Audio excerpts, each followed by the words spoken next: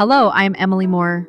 Motivation is a beautiful liar. It makes you feel unstoppable until it disappears, and it always does. Motivation fades when it rains, when you're tired, when life gets hard.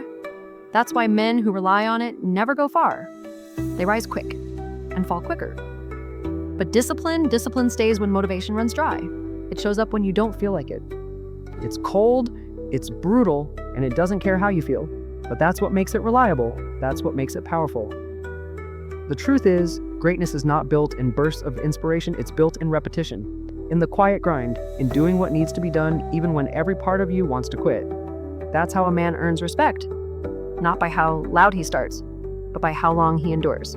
You don't become strong by waiting for the perfect day to train. You become strong by training on the bad days, the tired days, the days when quitting would be easier. That's the difference between those who try and those who transform.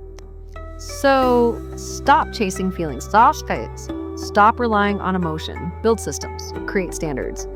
Become the kind of man who does the work whether he feels like it or not. Because when the storm comes, and it won't be motivation that keeps you going, it will be discipline, and that discipline, it will make you unstoppable. Don't chase motivation, build consistency, that's how you win.